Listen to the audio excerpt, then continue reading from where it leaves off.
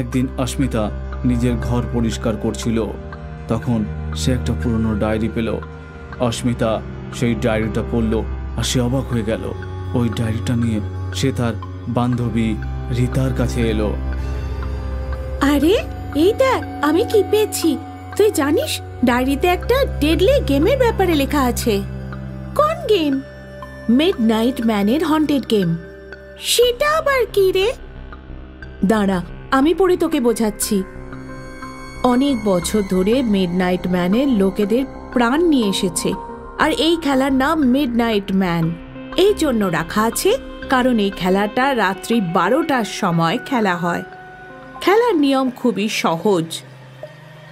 একটা ব্ল্যাঙ্ক পেপারে একজন তার নিজের নাম লিখে তার ওপর নিজের রক্তের ফোঁটা ফেলবে, আর ঘরের দরজাতে খটখট করে 22 বার টোকা দেবে।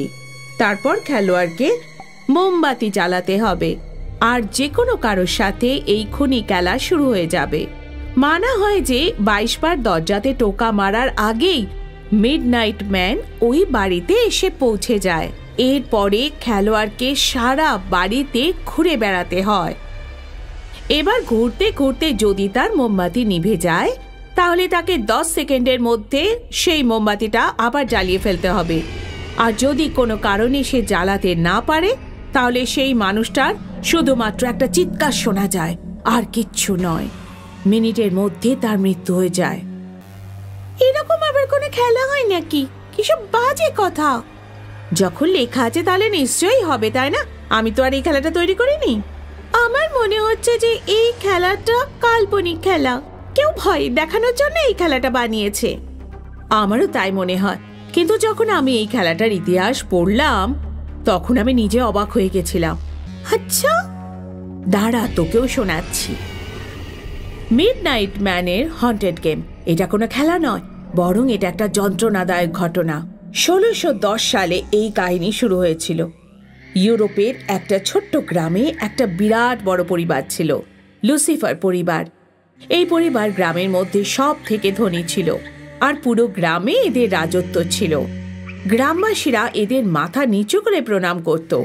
লুসিফার ফ্যামিলির প্রধান ছিলেন মিস্টার লুসিফার। তার 3টে ছেলে ছিল। এরা শয়তানের থেকে কিছু কম ছিল না। ছোট ছোট ভুলের জন্যেও এরা লোকদের চামড়া ছাড়িয়ে নিত। হয়তো এই কারণেই সমস্ত গ্রামবাসী এদের ভয় পেত। এই গ্রামে একজন বুড়ো লোক নিজের ছেলের সঙ্গে থাকত। বুড়ো লোকটা এত অসহায় ছিল যে সে নিজে হাঁটতেও পারত না। সে সব সময় বিছানায় পড়ে থাকত। বুড়ো লোকটার ছেলেই তার শেষ সম্বল ছিল। তার ছেলে নিজের ছোট্ট একটা ক্ষেতে ফুলের চাষ করত, আর সেগুলো রোজ শহরের বাজারে বিক্রি করতে যেত। তাই দিয়েই ওদের সংসার চলত। বাবা, তুমি তোমার ওষুধ খেয়ে নিও, আমি সন্ধ্যের মধ্যেই ফিরে আসবো। হ্যাঁ হ্যাঁ ঠিক আছে, নিজের খেয়াল রেখো। একদিন লুসিফার পরিবার খুব রেগে গিয়ে গ্রামবাসীদের মারধর করছিল। বলো বলো, কে চুরি করেছে? আমাদের খানদানে আংটি কে চুরি করেছে? যদি তোমরা সত্যি কথা না বলো তাহলে মারা সবার চামড়া তুলে নেব। লুসিফারের 3 ছেলে নিষ্পাপ গ্রামবাসীদের চাবুক দিয়ে পেটাচ্ছিল, কিন্তু তাতেও তারা তাদের আংটির ব্যাপারে কিচ্ছু জানতে পারল না। এবার ব্যাস, ওই বুড়ো তার ছেলেটাই বাকি আছে। হতে পারে আমাদের খানদানি আংটি ওরা দুজনেই চুরি করেছে। তোমরা 3 জন যাও আর ওদের 2 জনকে এখানে নিয়ে এসো। লুসিফারের 3 ছেলে বুড়ো লোকটাকে মাটিতে ঘষতে ঘষতে তাদের বাড়িতে নিয়ে এলো। বলো, আমাদের খানদানি আংটি কোথায় আছে? আমি জানি না। আচ্ছা, তো তুই জানিস না? তুই মিথ্যে কথা বলছিস। তোর ছেলে কোথায়? আমার ছেলে তো শহরে গেছে। হ্যাঁ, তাহলে নিশ্চয়ই ওই আংটিটার ওর কাছে হবে, আর শহরে ও আমাদের আংটিটা বিক্রি করতে গেছে। লুসিফারের কথায় তার 3 ছেলে বুড়ো লোকটাকে মারতে লাগলো। আমি কিছুই করিনি, আমি একদমই কিছু করিনি, আমাকে ছেড়ে দাও, আমাকে ছেড়ে দাও। মার খেতে খেতে ওই বুড়ো লোকটা অজ্ঞান হয়ে গেল। সন্ধেবেলা তার ছেলে বাড়ি ফিরল। প্রতিবেশীরা তাকে জানালো যে লুসিফার পরিবার তার বাবাকে মারতে মারতে তুলে নিয়ে গেছে। সে বেচারা দৌড়তে দৌড়তে লুসিফার পরিবারের প্রাসাদে পৌঁছলো। বাবা, বাবা, বাবা! কিন্তু তার বাবাকে ছুঁয়ে দেখার আগেই লুসিফারের ছেলেরা তাকে ধরে ফেললো এবং তাকেও মারতে লাগলো। সে বেচারা বাবা বাবা বলে চেঁচাতে লাগলো। যদি তুই তোর বাবাকে জীবিত দেখতে চাস তাহলে নিজের দোষ স্বীকার কর, বল যে তুই আমাদের খানদানি আংটি চুরি করেছিস। কিন্তু আমি তো এরকম কিছুই করিনি, আমি তো চোর নই। তুই মিথ্যে কথা বলছিস, মারো এর বাবাকে। এই ছেলেটার কোনো দোষ ছিল না, কিন্তু সে তার বাবাকে খুব ভালোবাসতো। নিজের বাবাকে মার থেকে বাঁচানোর জন্য সে অনেক চেষ্টা করলো। হ্যাঁ, আমি খানদানি আংটিটা চুরি করেছি আর সেটা শহরে বিক্রি করে দিয়েছি। এবার আপনি যা শাস্তি দিতে চান আমাকে দেন, আমার বাবাকে ছেড়ে দিন, আমার বাবাকে ছেড়ে দিন। এটা শুনতে লুসিফারের 3 ছেলে আরো রেগে গেল। ওরা ছেলেটাকে আরো জোরে মারতে লাগলো। বলো, তাহলে যখন তুমি দোষ স্বীকার করে নিয়েছো তাহলে শাস্তি তুমি নিশ্চয়ই পাবে। লুসিফারের 3 ছেলে ওই ছেলেটাকে ঘষ্টাতে ঘষ্টাতে কালকুটরিতে নিয়ে গেল আর সেখানে তার সামনে একটা ব্ল্যাঙ্ক পেপার রাখলো। এই কাগজে তুমি তোমার নাম লেখো। বেচারা ছেলেটা নিজের রক্তাক্ত হাতে সেই পেপারে তার নাম লিখলো। আর তখনই লুসিফারের একটা ছেলে ছুরি দিয়ে তার গলাটা কেটে দিল আর রক্তের ছিটে ওই ব্ল্যাঙ্ক পেপারের ওপর গিয়ে পড়ল আর সে সেখানেই মারা গেল।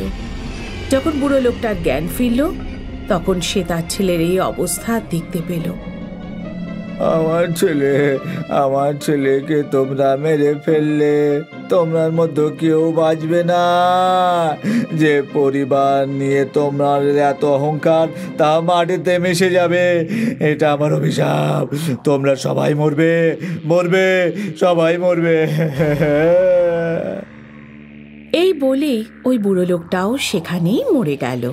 শোনা যায় বুড়ো লোকটা মারা যাওয়ার কিছুদিন পরে লুসিফার আর তার পুরো পরিবারে লাশ পাওয়া গেল। সবার মাথা কাটা ছিল, কেউ বেঁচে ছিল না। বুড়োর অভিশাপ পূর্ণ হলো।